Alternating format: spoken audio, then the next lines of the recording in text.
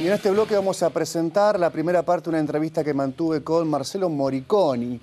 Es un argentino, nació en Neuquén hace 37 años, pero que desarrolló su actividad y formación académica en Lisboa, en Portugal. Esto le permitió conocer distintas culturas, la europea, pero también la latinoamericana, y entender la matriz del delito. Vino a Santa Fe, estuvo en Santa Fe, presentó su libro Ser Violento en el Colegio de Abogados de aquí de la ciudad de Santa Fe, y fue una gran experiencia para entender mejor la trama que hay entre delito y sociedad, que por cierto los delitos son protagonizados por personas, un grupo de personas, y también lo sufren estas personas o grupo de personas, por lo cual es interesante conocer cómo muchas veces se entremezclan delito y víctima, y muchas veces forman parte de una trama que es muy profunda, que a veces en la superficie aparece con claridad y a veces no tanto. Vamos a presentar entonces la primera parte de la entrevista que mantuve con Marcelo Moriconi, gracias a la diputada Marcela Eberhardt, que fue quien tuvo la buena idea de convocar a este especialista en materia de seguridad en Santa Fe, así que también un gran agradecimiento a ella que nos gestionó la entrevista. En este caso vamos a ver la primera parte.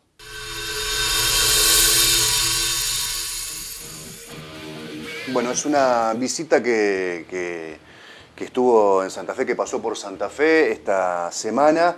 Estuvo disertando en el Colegio de Abogados de aquí de la capital provincial, pivoteando sobre la idea central de su libro Ser Violento, que estamos viendo, que estoy ofreciéndole a todos ustedes mirarlo, por lo menos su tapa, su último libro, el de Marcelo Moriconi Becerra. Tiene una bajada el título de Ser Violento, los orígenes de la inseguridad y la víctima cómplice. Marcelo, ¿cómo te va? Gracias por el tiempo tuyo y por esta posibilidad de charlar. Muchas gracias a ustedes, un saludo a la audiencia y muchísimas gracias por la posibilidad de presentar mi trabajo y de conversar. Contame un poquito, para entrar en la conversación, ¿qué quisiste demostrar? ¿Con qué hipótesis arrancaste la idea de este último libro? A ver, el libro es un poco la idea, en principio el libro surge de trabajos académicos, 4 o 5 trabajos académicos que había publicado, digamos, con cierto suceso, y me pareció que juntos podían hacer una historia interesante para contarle al público en general. Digamos, soy bastante crítico de esta cuestión, que creo que sí hay una distancia demasiado grande entre el mundo académico y la realidad social, y sobre todo en las ciencias sociales. Entonces, digamos, como sociólogo, politólogo, me pareció interesante decir, bueno, voy a juntar esto, voy a reescribirlo de alguna manera más simple, como apta para todo público. No es un libro de autoayuda, ¿no? Tiene algunos tecnicismos, pero los menos posibles, para contar una historia que creo que es un tema de interés general. Eso por un lado. Luego la parte del libro. La parte del libro tiene, podemos decir, 2 partes. Una, yo cuando este libro comienza en México, yo tras de doctorarme por una profesora mexicana que había leído un trabajo teórico mío, me dice, mirá, sería muy interesante que con esta perspectiva teórica intentes hacer alguna cuestión nueva de acercamiento al problema de la violencia, de la inseguridad que nosotros estamos teniendo. Y yo estuve trabajando en 2009, un año, desde 2009 a 2010, en la Universidad Autónoma Metropolitana, y ahí es donde empieza a nacer este libro. Me comienzo a acercar a todo lo que es la teoría y la literatura, esto de la seguridad ciudadana, este concepto técnico que se ha creado para englobar todos los estudios que intentan, bueno, estudiar, diagnosticar y resolver los problemas de la violencia y la inseguridad en la sociedad, sobre todo en Latinoamérica.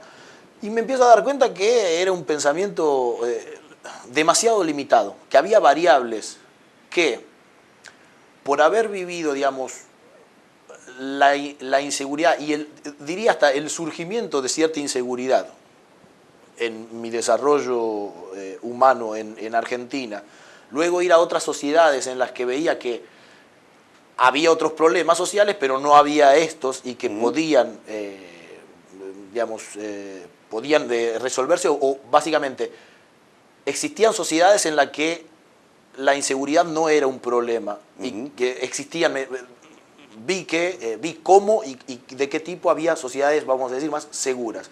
Y volver a México a encontrarme con otras cuestiones, digamos, me dio como unas ideas generales. Vos desarrollás ahí la idea de víctima cómplice, te he escuchado, te he leído al enterarme de tu visita en Santa Fe. Hay un concepto es un concepto para mí muy interesante porque, digamos, si no hay un mercado, un círculo vicioso que permita que, por ejemplo, las autopartes, los elementos robados, un montón de mercado negro no se puede colocar, digamos, se puede blanquear en la clase media o en la sociedad en general, no tendrían eficacia los robos, digamos, autopartes o cualquier tipo de robo. Digamos, la sociedad, así lo planteás vos, creo yo, es también cómplice víctima y cómplice al mismo tiempo de los hechos de inseguridad. No digo los hechos de violencia, los hechos de inseguridad. Sí, no, incluso de los hechos de violencia también, pero no están en ese sentido, digamos. Justamente yo parto que esta cuestión, digamos, de víctima cómplice, en ese sentido, yo digo víctima-cómplice, sí. O sea, que es toda una sola entidad en conjunto, que todo sucede al mismo tiempo. Yo lo que planteo es, digamos, la inseguridad es un problema político, no es un problema técnico. ¿Y a qué me quiero referir con esto? Es que muchas veces todos los que son los diagnósticos, y sobre todo los diagnósticos, por ejemplo, el último informe de desarrollo humano del PNUD, que se dedica a esta cuestión, que se llama justamente Seguridad Ciudadana con Rostro Humano, y hace un diagnóstico de la situación y vuelven siempre las mismas recomendaciones, ¿no? Más y mejores leyes, más y mejores instituciones, bueno, para este pensamiento pareciera que, digamos, lo importante es el crimen, ¿no? Y hay que evitar que se consuma ese hecho violento. Si sacamos el hecho violento, la sociedad pareciera perfecta, ¿no? Yo digo, no, justamente ahí está el problema. ¿Pero por qué es político? Porque yo no entiendo la política desde esta visión institucional. La política es la construcción social del día a día, la construcción, definición y sedimentación de aquellas ideas que van a significar aquello que es bueno, aquello que es malo, aquello que es tolerable, aquello que es digno de ser reconocido dentro de una sociedad. Nos van a plantear las ideas a partir de las cuales nosotros nos vamos a interrelacionar. Y eso es muy importante porque justamente yo creo que ahí, en los estereotipos de éxito, se empiezan a generar cuestiones de violencia. ¿Por qué? Por ejemplo, una de las hipótesis del libro es que el problema, que hoy la seguridad, o la inseguridad y la violencia no es realmente el gran problema de la sociedad. El problema es el colapso de la legalidad. Hoy la legalidad dejó de ser la norma. La legalidad hoy muchas veces se convierte en un obstáculo para el desarrollo humano. O sea, si vos querés seguir los caminos de la legalidad, fracasás en la obtención de ciertos objetivos sociales. Entonces, el tema de la víctima... En la búsqueda del atajo tal vez encontrás, digamos, un abanico de posibilidades delictivas. Sí, y justamente ahí hay objetivos sociales que se plantean como meta, que realmente no lo podés lograr, digamos, a partir de todas estas grandes instituciones que serían las que marcan el tema de la cohesión social, la educación, el trabajo. Hoy mucha gente se habla del trabajo. Tenemos un país, por ejemplo, con el 54% de trabajo informal. O sea, cuando surgió todas estas cosas, ahora se habla mucho del neoliberalismo y de estas cuestiones. Y me acuerdo en mis épocas de militancia estudiantil en La Plata, ya a finales de los años 90, estaba este discursito de, llegan los grandes supermercados, llegan las grandes superficies y liquidan el comercio minorista, la economía local. Sí. Bueno, el único hecho real por el que colapsa el comercio local y ganan los hipermercados es porque los consumidores van a comprar al hipermercado. O sea, es decir, si los consumidores siguen yendo al mercado local, el supermercado agarra y se va, como pasó, por ejemplo, con McDonald's en Bolivia. Yo que conozco varios países, en todos los países está McDonald's y lo único que tienen en común todos los McDonald's del mundo es que siempre están llenos de gente. Y no hay nadie con una pistola en la cabeza diciendo, tienes que entrar a comer los aquí. Denominados no lugares, ¿no? A nivel sociológico. Efectivamente. Los McDonald's. Entonces, por eso digo, es importante entender cuáles son las actividades y las actitudes sociales que dan sentido a la perpetuación del malestar. Pero después tenemos, por ejemplo, digamos, víctimas cómplices, yo lo planteo con distintas categorías, por miedo, por necesidad, digo miedo. Miedo porque, por ejemplo, en una cuestión, para sacarlo, en Sicilia, vos vas caminando por la calle y tú dices, todos saben qué es de la mafia y qué no, quién es de la mafia y quién no.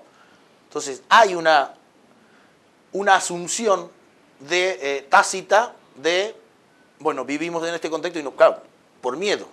¿Quién va a ir a denunciar? También en general veo que la sociedad, esto subrayo, en general se horroriza con el consumo de drogas o el narcotráfico, o la existencia de menores prostituidas por redes de trata o por tratantes o por proxenetas, pero es la misma sociedad y sobre todo la clase media la que consume la mejor, o la clase alta la que consume la mejor cocaína, la que paga por las mejores prostitutas, o la que termina comprando en la chacarita el autoparte porque chocó el auto y necesita cambiarlo. Sí, yo ahí creo que, ahí disiento contigo, en ese sentido, yo creo que la sociedad no se horroriza de esas cuestiones. Se horroriza de los crímenes del narcotráfico, pero después la droga continúa siendo una cosa cool.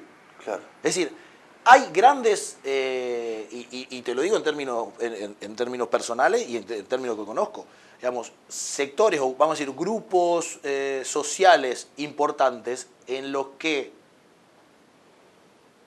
por no consumir droga o estás fuera o eres visto como diciendo, ¿cómo no?